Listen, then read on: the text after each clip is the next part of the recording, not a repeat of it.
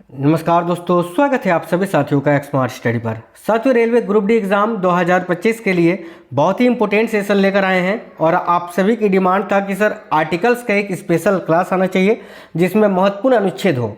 तो आज की इस वीडियो में टॉप 55 आर्टिकल्स के क्वेश्चन आपको करवाएंगे और ये क्वेश्चन साथियों बहुत इंपॉर्टेंट होंगे।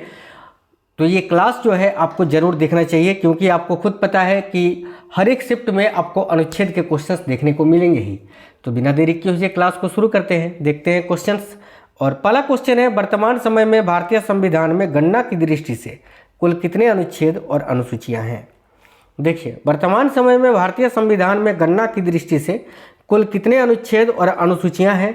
तो देखिएगा, गणना की दृष्टि से पूछा है तो 470 अनुच्छेद और 12 अनुसूचियाँ। यही अगर आपसे पूछा जाता मूल संविधान में कितने अनुच्छेद और कितनी अनुसूचियाँ थी, तो मूल संविधान में 395 अनुच्छेद थे और 8 अनुसूचियाँ थी। ठीक है, लेकिन अभी संशोधन के बाद 12 अनुसूचियाँ हो गई हैं और अनुच्छेदों की संख्या 470।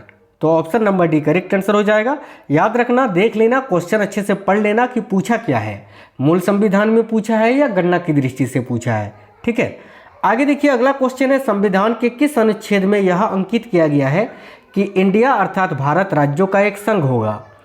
तो भाई संविधान का वह कौन सा अनुच्छेद है जिसमें यह अंकित किया गया है कि इंडिया अर्थात भारत राज्यों का एक संघ है।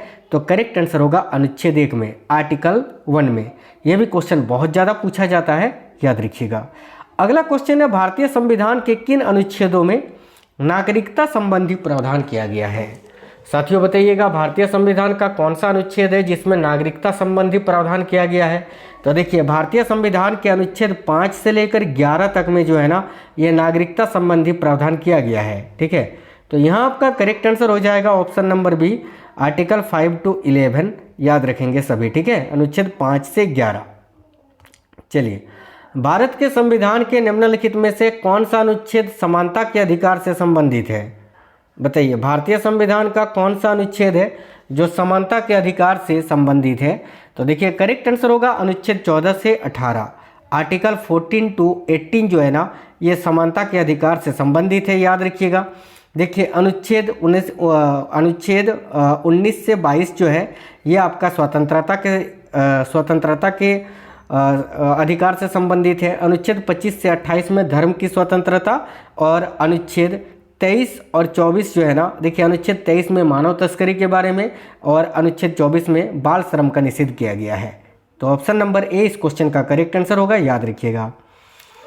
भारत के संविधान का कौन सा अनुच्छेद कानूनों के समान संरक्षण और कानून के समक्ष समानता प्रदान करता है। बहुत ज़्यादा ये क्वेश्चन पेपर में पूछा जाता है, देखिएगा।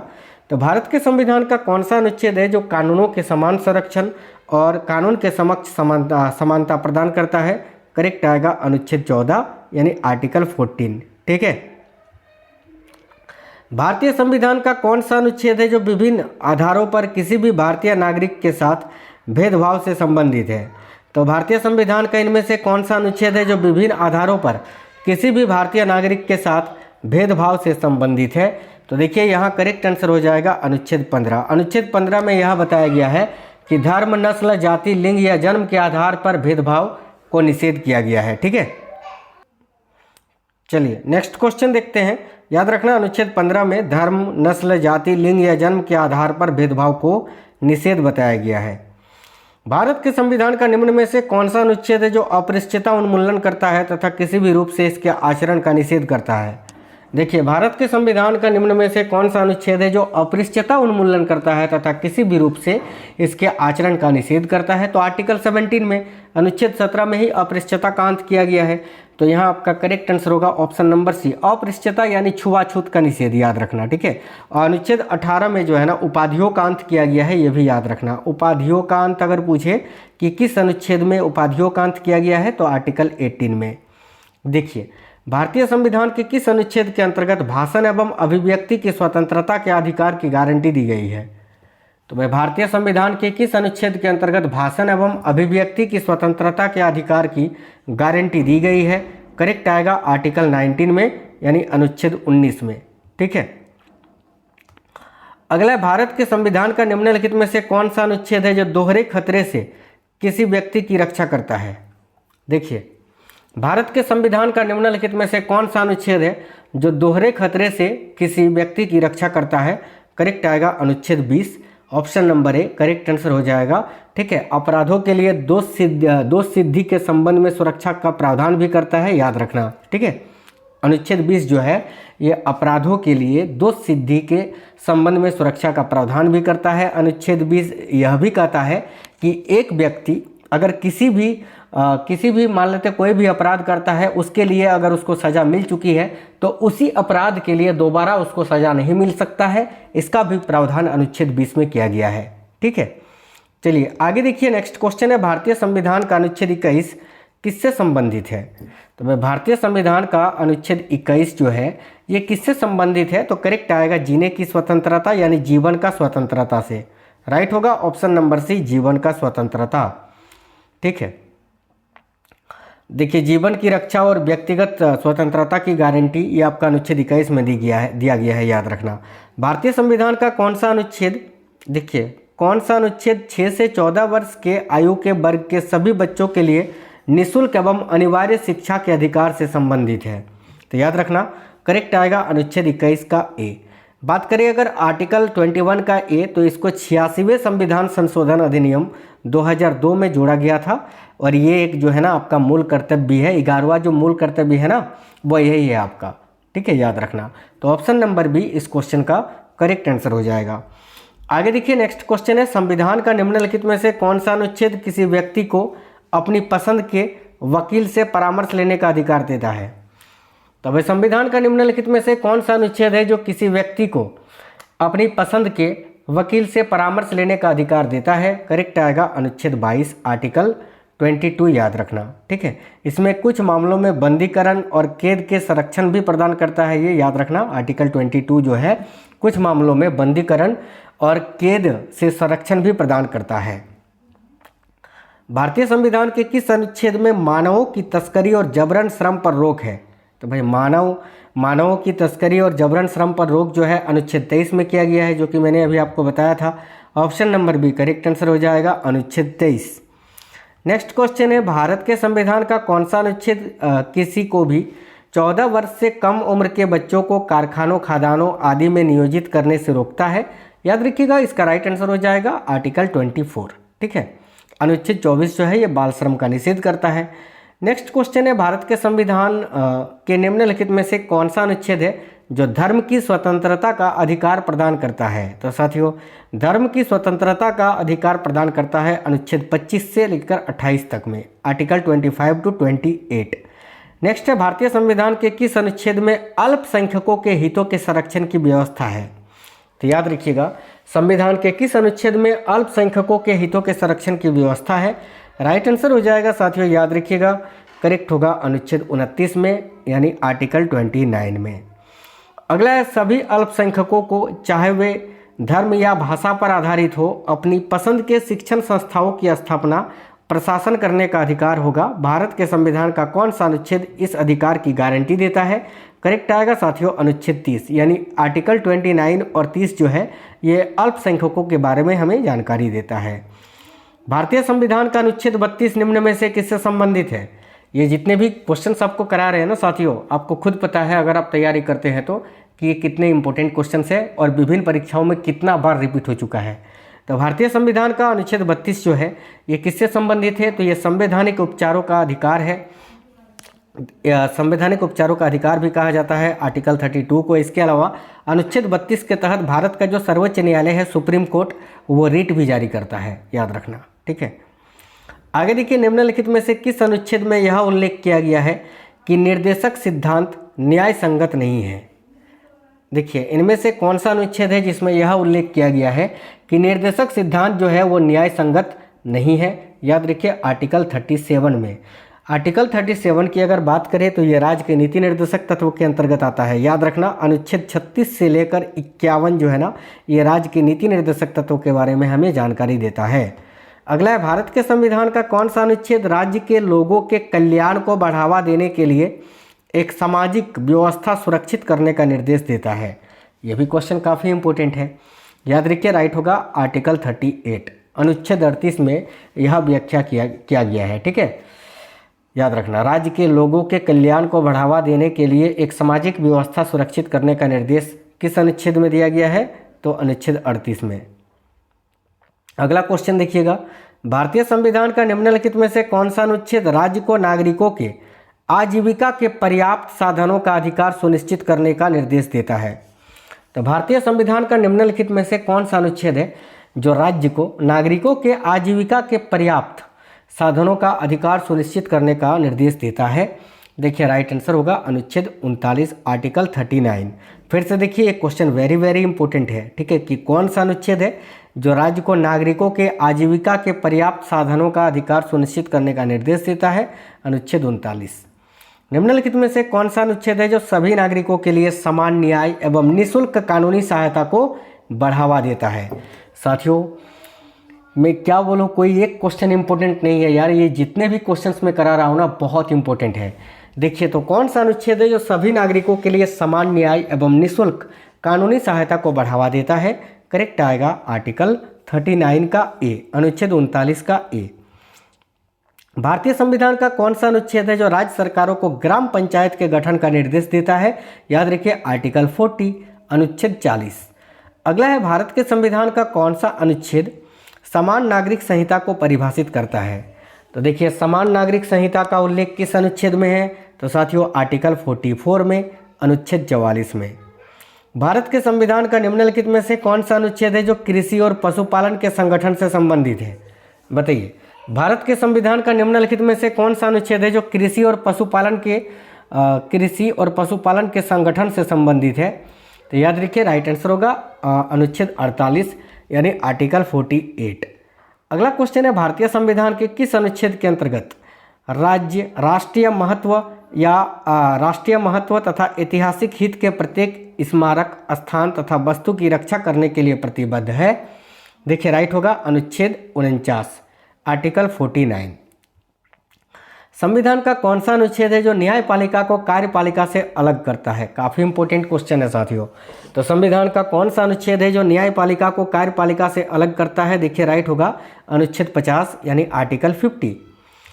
अगला है, भारतीय संविधान का कौन सा अनुच्छेद अंतर्राष्ट्रीय शांति और सुरक्षा को प्रोत्साहन को लेकर राज्य के नीति निर्देशक सिद्धांतों को बताता है? याद रखिए आर्टिकल 51 अनुच्छेद 51।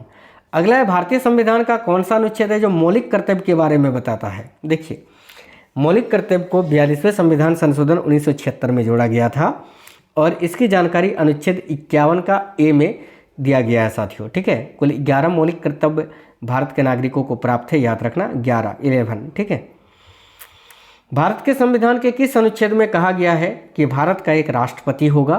तो यह जो है ना साथियों अनुच्छेद याद रखना 52 में कहा गया है, आर्टिकल 52 में। देखिए अगला है, भारत के संविधान का निम्नलिखित में से कौन सा अनुच्छेद राष्ट्रपति के चुनाव की प्रणाली से संबंधित है? तो भारत के संविधान का निम्नलिखित में से कौन सा अनुच्छेद है जो राष्ट्रपति के चुनाव की प्रणाली से संबंधित है? राइट आंसर होगा अनुच्छेद 55 यानी आर्टिकल 55 जो है ना ये राष्ट्रपति चुनाव प्रणाली से संबंधित है, याद रखना। आगे देखिए अगला क्वेश्चन है, भारतीय संविधान का कौन सा अनुच्छेद राष्ट्रपति पद के लिए पुनः निर्वाचन की योग्यताएं निर्धारित करता है? तो भाई राष्ट्रपति के पद के लिए पुनः निर्वाचन की योग्यताएं निर्धारित करता है, इसका उल्लेख किस अनुच्छेद में है? तो आर्टिकल 57 में।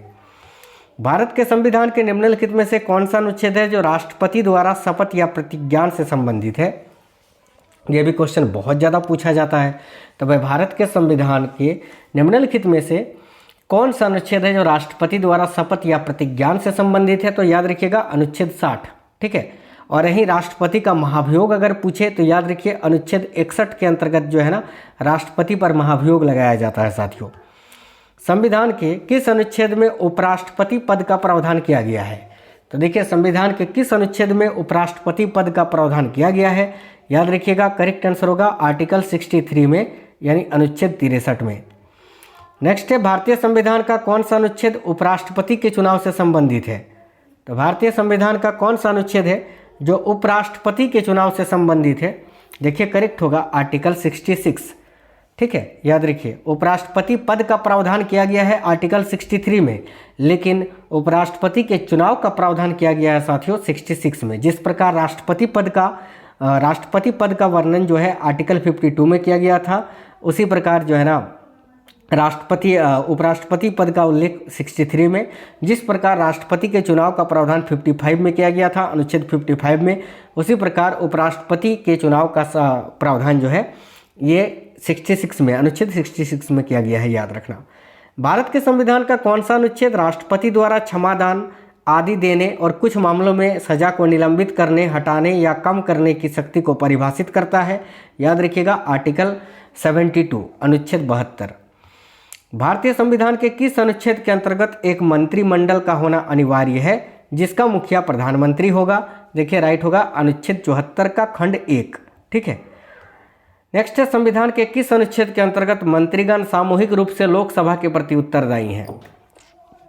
तो वह संविधान के किस अनुच्छेद के अंतर्गत मंत्रीगण जो है ये सामूहिक रूप से लोकसभा के प्रति उत्तरदायी है? करेक्ट आएगा साथियों अनुच्छेद 75। याद रखना आर्टिकल 75 का खंड 3 एक्चुअल में अगर देखें तो। ठीक है, मंत्रीगण सामूहिक रूप से लोकसभा के प्रति उत्तरदायी है, इसका उल्लेख अनुच्छेद 75 के खंड 3 में किया गया है। आगे देखिए, भारत के संविधान के अनुच्छेद 76 के तहत निम्नलिखित में से कौन सा पद एक संवैधानिक पद है? तो साथियों आर्टिकल 76 जो है ये किसके बारे में बताता है? भारत के अटॉर्नी जनरल यानी भारत के महान्यायवादी के बारे में। तो option number D correct answer हो जाएगा। भारतीय संविधान के अनुच्छेद 80 के अनुसार, ठीक है, राज्यसभा में अधिकतम कितने सदस्य हो सकते हैं? तो देखिए भारतीय संविधान के अनुच्छेद 80 के अनुसार राज्यसभा में अधिकतम कितने सदस्य हो सकते हैं? तो अधिकतम 250 सदस्य। भारत के संविधान का कौन सा अनुच्छेद संसद के सत्रों से संबंधित है? देखिए भारतीय संविधान का कौन सा अनुच्छेद है जो संसद के सत्रों से संबंधित है? तो यहाँ भी करेक्ट आएगा अनुच्छेद 85 आर्टिकल 85। भारत के संविधान के किस अनुच्छेद में उल्लेख किया गया है कि लोकसभा में एक अध्यक्ष और एक उपाध्यक्ष होना चाहिए? तो साथियों ये भी क्वेश्चन बहुत इंपॉर्टेंट है, याद रखिएगा। भारत के संविधान के किस अनुच्छेद में उल्लेख किया गया है कि लोकसभा में एक अध्यक्ष और एक उपाध्यक्ष होना चाहिए? तो अनुच्छेद 93 में आर्टिकल 93 में। अगला है, भारत के संविधान के किस अनुच्छेद के अनुसार सदन की बैठक करने की गणपूर्ति सदन के सदस्यों की कुल संख्या का 10वां भाग है? काफ़ी इंपॉर्टेंट क्वेश्चन है साथियों, देखिएगा भाई भारत के संविधान के किस अनुच्छेद के अनुसार सदन की बैठक करने की जो गणपूर्ति है वो सदन के सदस्यों की कुल संख्या का 10वां भाग है? तो इसका प्रावधान अनुच्छेद 100 में किया गया है। भारतीय संविधान का कौन सा अनुच्छेद है जो धन विधेयक की परिभाषा से संबंधित है? देखिए भारतीय संविधान का अनुच्छेद 110 जो है ये धन विधेयक से संबंधित है, याद रखेंगे, बहुत ज़्यादा पूछा जाता है। भारत के संविधान का कौन सा अनुच्छेद यह उल्लेख करता है कि संसद की कामकाज हिंदी या अंग्रेजी में किया जाएगा? बताइए संविधान का कौन सा अनुच्छेद है जो यह उल्लेख करता है कि संसद की कामकाज या तो हिंदी में या तो अंग्रेजी भाषा में किया जाएगा? याद रखिएगा अनुच्छेद 120। नेक्स्ट है, भारत के संविधान के किस अनुच्छेद के अनुसार राष्ट्रपति को संसद के अवकाश के समय अध्यादेश जारी करने का अधिकार देता है? तो देखिए राइट होगा अनुच्छेद 123 के अंतर्गत। सर्वोच्च न्यायालय के न्यायाधीशों की नियुक्ति राष्ट्रपति के द्वारा भारतीय संविधान के किस अनुच्छेद के तहत की जाती है? तो साथियों यहाँ आपका करेक्ट आंसर हो जाएगा अनुच्छेद 124 के खंड 2 के तहत, याद रखिए option number B right answer है। भारतीय संविधान के किस अनुच्छेद में कहा गया है कि सर्वोच्च न्यायालय का अभिलेख न्यायालय होना? बताइए किस अनुच्छेद में कहा गया है कि सर्वोच्च न्यायालय अभिलेख न्यायालय है या होगा? तो करेक्ट आएगा अनुच्छेद 129 में आर्टिकल 129 में। भारत के संविधान का कौन सा अनुच्छेद यह घोषणा करता है कि उच्चतम न्यायालय का स्थान दिल्ली में है? बताइए कौन सा अनुच्छेद यह घोषणा करता है कि भारत का जो सुप्रीम कोर्ट होगा वो दिल्ली में ही होगा? देखिए करेक्ट आंसर होगा अनुच्छेद 130 में आर्टिकल 130। अगला है, भारतीय संविधान का कौन सा अनुच्छेद कहता है कि सर्वोच्च न्यायालय द्वारा घोषित कोई भी कानून भारत की सीमा में आने वाले सभी न्यायालयों के लिए बाध्य होगा? तो भाई इसका उल्लेख जो है ना अनुच्छेद 141 में किया गया है आर्टिकल 141 में। भारत के संविधान का कौन सा अनुच्छेद राष्ट्रपति को विशिष्ट श्रेणियों के मामलों में उच्चतम न्यायालय की राय लेने के लिए अधिकृत करता है? तो करेक्ट आएगा अनुच्छेद 143 के अंतर्गत ऑप्शन नंबर डी। भारत के संविधान के निम्नलिखित में से कौन सा अनुच्छेद जीएसटी परिषद के निर्माण का प्रावधान करता है? देखिए जीएसटी परिषद के निर्माण का प्रावधान किस अनुच्छेद में किया गया है? करेक्ट आएगा अनुच्छेद 279 का अनुच्छेद 279 का ए में। नेक्स्ट है भारत के संविधान का कौन सा अनुच्छेद विशेष न्यायाधीशों की नियुक्ति से संबंधित है? बताइए। तो साथियों भारतीय संविधान का कौन सा अनुच्छेद है जो विशेष न्यायाधीशों की नियुक्ति से संबंधित है? देखिए राइट होगा अनुच्छेद 127। अगला है भारतीय संविधान के किस अनुच्छेद में कहा गया है कि सर्वोच्च न्यायालय का अभिलेख न्यायालय होगा? ये तो मैंने आपको बताया ना, अनुच्छेद 129 में बताया गया है साथियों। आगे देखिए एक क्वेश्चन होमवर्क का है, चलिए बताइए। भारत के संविधान का वह कौन सा अनुच्छेद है जिसमें भारत के नियंत्रक एवं महालेखा परीक्षक यानी कैग, ठीक है, कैग का उल्लेख किया गया है? कैग की नियुक्ति भारत के राष्ट्रपति करते हैं। इसका उल्लेख किस अनुच्छेद में है? अनुच्छेद 156, 352, 280 या 148? इसके अलावा जो अनुच्छेद है मैं आपको एक अलग पार्ट में करवा दूंगा साथियों, जिससे आपका ये पूरे अनुच्छेद ही आपका कंप्लीट हो जाएगा, ठीक है। चलिए तो वीडियो को लाइक करिए, अपने सभी दोस्तों से ज़्यादा शेयर करिए, कमेंट बॉक्स में बताइएगा इसका आंसर क्या होगा। साथ ही में ये भी बताना कि आपको ये क्वेश्चंस कैसे लगे हैं, क्लास कैसा लगा है। तो मिलते हैं नेक्स्ट वीडियो में। जय हिंद साथियों, वंदे मातरम।